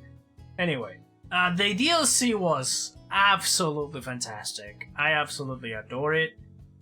And the fact that they just stick the knife in putting a Westopolis remix in Tokyo is just... why? It's such a good remix too! Fuck you! Oh. Man. Okay. Yeah, Sonic X Shadow Generation is... Jesus Christ, is very good. Batman Arkham Asylum. Batman.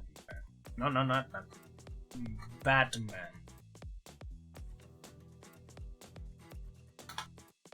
Batman Arkham Asylum. I'll have to admit, this is a fun Metroidvania. This is a really fun Metroidvania. Like, you have a giant island full of different areas, full of different areas to explore, different ways to get to the different areas, and all of that jazz. It's just fun. Having to use your gadgets and detective vision to find secrets, to open paths to different parts of the asylum, different parts of the area. Whew. I think I still need to play through the DLCs of this game, but I'm honestly fine with the base game as it is. I've played the DLC challenges though, those were fun. And yeah, no, Arkham Asylum is a really fun game.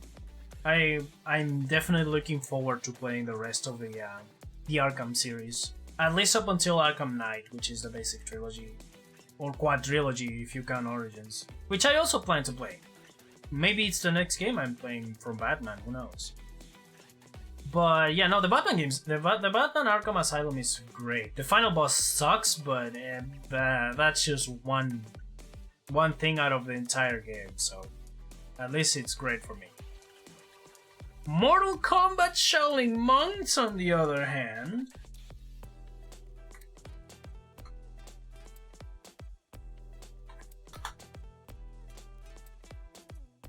Mortal Kombat Shaolin Monks is dumb. It's unspeakably dumb, but it's also unspeakably dumb fun. Like, the story is fun to point and laugh. The story-wise is that it's just a disaster full of plot holes. But granted, I also didn't do side stuff, which I should 100% do next time I replay it. But the story is so dumb. Oh. It's dumb, but I absolutely adore it because of it. And the final boss is bullshit. Like the final 3 boss rush, Shang Tsung, Kintaro, and Shao Kahn. Man, the amount of... It took me 2 hours, brother! 2 hours to beat that legit. It's so awful. I mean, granted, they're trying to go for classic Mortal Kombat final boss bullshit. You have to retry every single time. You have to go through the gauntlet every single time. And no, I refuse to use save states because I have that possibility. Everybody and their mother knows that I use an emulator to play that shit, and I'm refusing to use the save state. Why? Because I am that dumb. I am that much of a stickler for classic gaming experience, and I wanna play it as it was intended, damn it. So yeah, I've played through that. I beat Shao Kahn, I beat Kintaro, I beat Shang Tsung. It wasn't fun because I had to use the metric buttload of cheese with Liu Kang. I don't even know. I don't even want to know what I need to do with Scorpion, with fucking Kung Lao. I don't even want to know because it's going to be so bullshit to deal with. Oh my fuck. Okay. And the story doesn't change if you pick up the other characters, which is kind of sad. I was expecting to have another POV, but eh.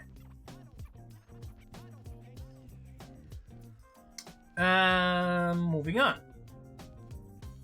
to the last game we played this year, and the last game we 100% for this year, Crash Team Racing. And I said it a million times, and I'll say it again. This is one of my favorite games of all time. My favorite racing game. And yeah, this game was, I grew up with this game. It was the most fun I have on a racing game so far, at least.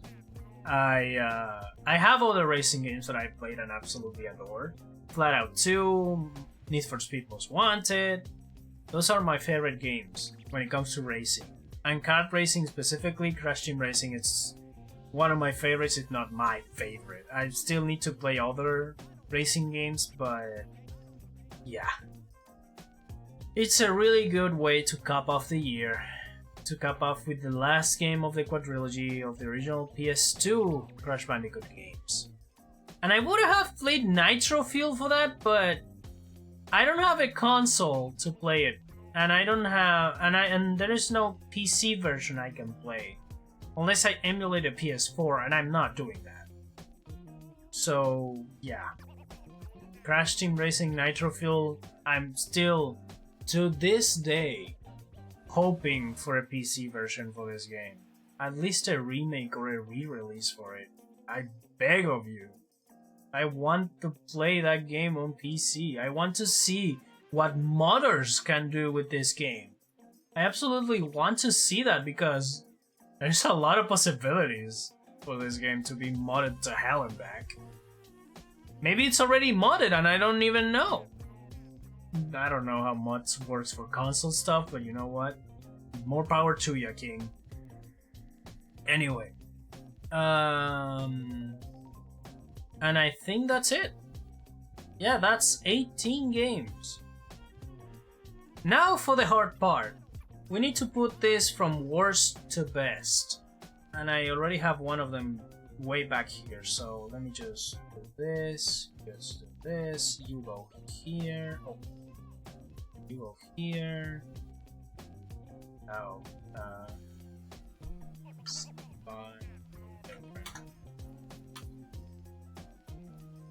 might as well add this one, okay,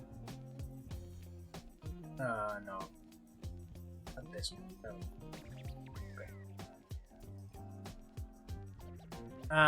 Wait, Halo Reach.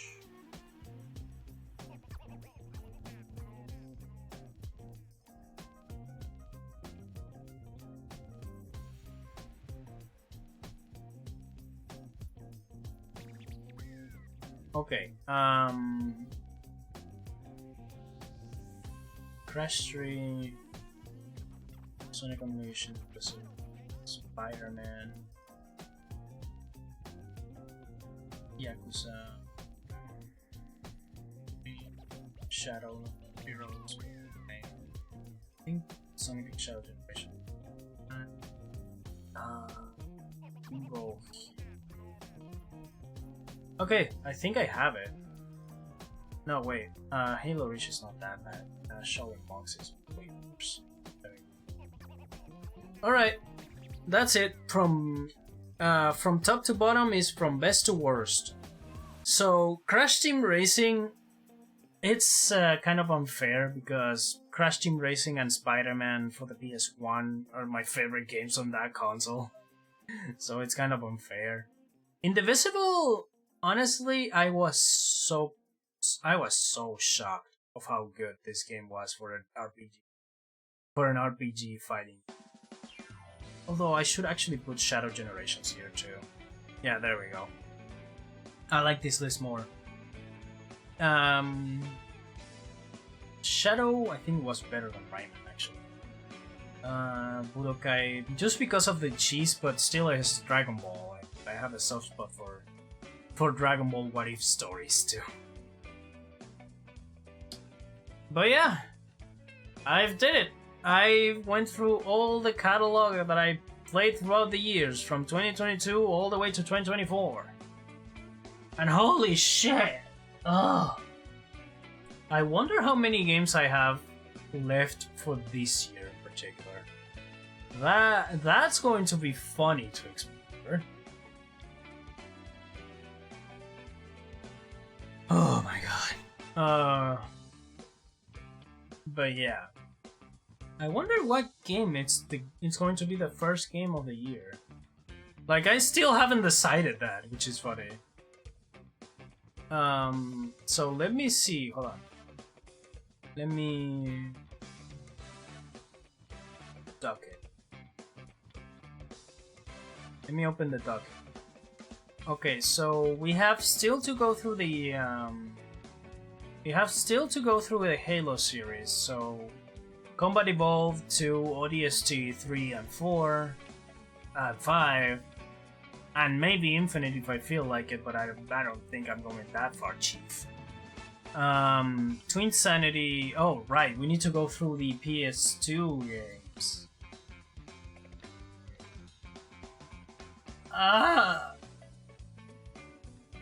Do I have to play Wrath of Cortex?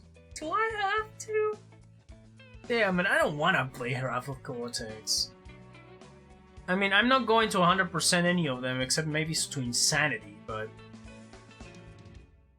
Oh man, Twinsanity, Crash of the Titans, Mind of a Mutant, and fucking Crash 4, It's About Time. Which...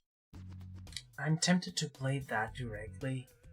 Like, just straight up skip the PS2, but I cannot do that. That's disrespectful on my end as a Crash fan.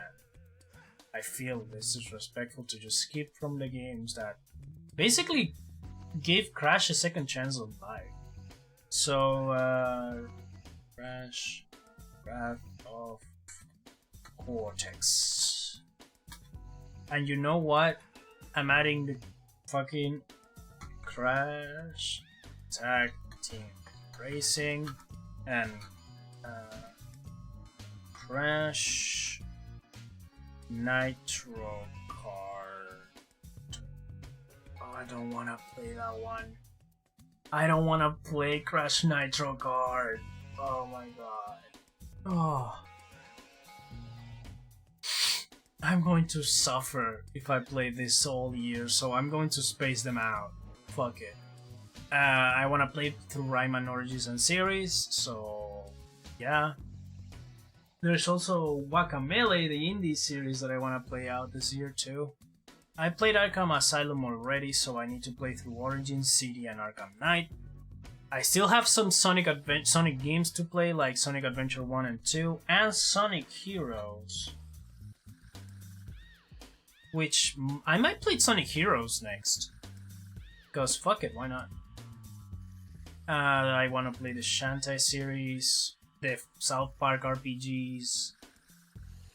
There's a lot of games for this year. I don't know if I want to play Killer Instinct on stream. That's a horny vape game. I want to play Watch Dogs 2. Yeah, no, I have a pretty loaded docket right now, but I usually also add games that I just feel like playing. For example, I've noticed recently that Sega started delisting some games, so I ended up feeling pretty lucky to still have some of the delisted games. So just in a campaign of saying, I hate you, Sega, for doing that, I'm gonna be playing Jet Set Radio. Maybe I'll play that next, yeah.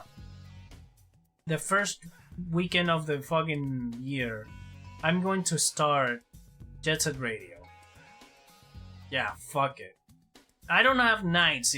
If I had it, I would play that because that will be the first playthrough I do to that game. But now? Yeah, no. The first game I'm playing next weekend, it's going to be Jet Set Radio! Hell yeah. I'm going to get that VOD muted the hell and back, but you know what? I'm gonna fight it! I'm gonna fight it because I'm playing the game! Fuck it. It's a PC port, so I'm not emulating jack shit. Fuck you. Oh man. Anyway, that's the plan for next weekend, and we have a video coming up. We have a very, very fancy edited video coming up on the main channel. So yeah. You might be seeing this VOD on YouTube. If you do, please do check out the main channel. It's on the community section down there. So please do check it out. The video is going to be out on Wednesday 1st, 2025. It's the first video and on the first day of the year. And a little spoiler, it's going to be about 2XKO. If you don't know what 2XKO is, it's the fighting game with leaked characters. That's it. That's all you need to know. Oh, alright. I'm done here. I've been yapping for 2 hours and I barely drank anything, so... if you're watching this, either later on Twitch or on YouTube, or if you're watching right now, I want to wish you all a happy New Year's. I hope you enjoy your family time. I hope you enjoyed watching this. And I'm sorry if I insulted your favorite game or if you agree with me, because again, I just play video games. That's all I do. At least nowadays. I play video games, I make videos, I edit for people, that's all I do. So, take my word with a grain of salt. Okay? Okay. Now, let's see who else is up for a raid. Let me just change up. Alright. Who is up for a raid?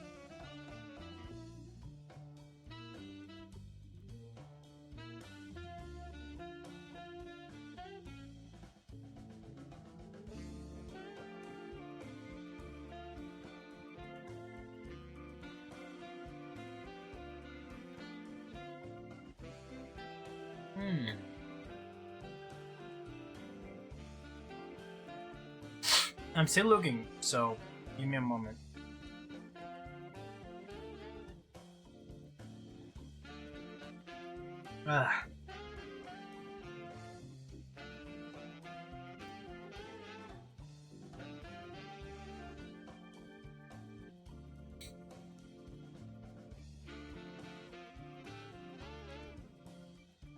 You know what?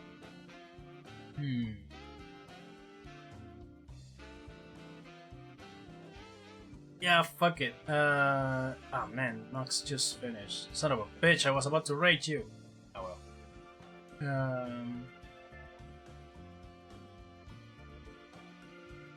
What are you exactly doing?